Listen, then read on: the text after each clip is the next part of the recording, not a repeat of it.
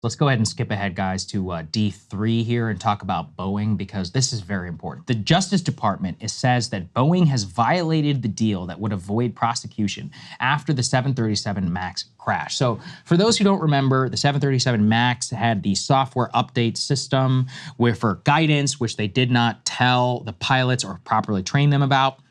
This led to the deaths of several hundred people in two separate crashes, 2018 and 2019. Boeing then reached not only a settlement with the Department of Justice where they would pay some $2.5 billion, but one which would have them avoid prosecution on any charges of fraud, misleading federal regulators who approved the plane. They blamed basically deception on two low-level employees, fired them, and they avoided prosecution for themselves and for the chief pilot, even though a lot of evidence at that time pointed both towards the company, high-level culpability. Yeah, they scapegoated these two people, for sure. It was BS. Well, it's pretty interesting because now the head of the Justice Department's Criminal Fraud Division says that Boeing actually has violated the terms of that settlement by, quote, failing to make promised changes to detect and prevent violations of federal anti-fraud laws. So what that means is not only can they be prosecuted for previous actions, but they can also be prosecuted for any federal criminal violation of which the U.S. has knowledge, which includes the current investigation into what happened with the door plug flying off in the mid-flight during that Alaska Airlines flight, where they have already found quality checks and other systemic problems inside of Boeing. This comes on the heels now of two whistleblowers suddenly dying, in the midst of this investigation. But the reason it's so significant is that this opens up, Krystal, prosecution at the highest levels of the company and further fines after they really did get away scot-free last time around. I mean, $2.5 billion is nothing for them when you consider even how much of their own stock they bought back, which was like 10 to 12 billion. Yeah, that's right. And I mean, we don't know whether they are going to face any sort of federal charges. This doesn't guarantee that that will actually happen, but it really opens the door for it.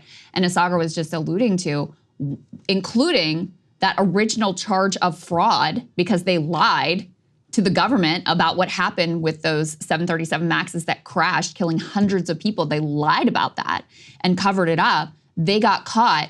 And the way they got out of charges that first time is bought through this, it's called a consent decree, through this consent decree that required them to pay some amount of money to victims, this $2.5 billion, et cetera, which I know, $2.5 billion sounds like a lot.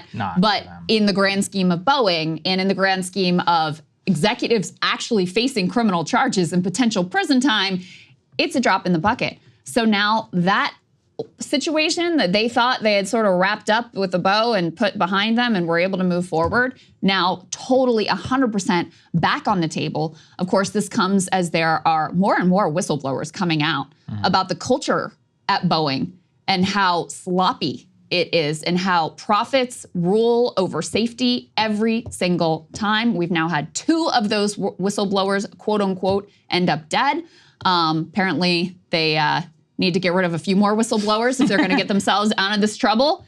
It looks like, because a picture has already been painted of incredibly sloppy and negligent practices with absolutely disastrous results. I mean, we are so lucky that with that door plug situation, that wasn't yet another mass casualty event, because if they were a little higher, if you'd had, people happen to be wearing their seatbelts, thank God, and didn't get sucked out of the spaces created there. I mean, that was such a narrow miss, but really, shine a light once again on how they basically haven't changed since since killing these hundreds of people previously. So floodgates are open, and Boeing has to feel like they're in big trouble at this point. I would hope so. We'll see. Let's return to that DOJ release that came out previously. Let's put this up there on the screen just to show everybody. This was the original one that was announced in January of 2021. So this was actually under the Trump and Biden administration here,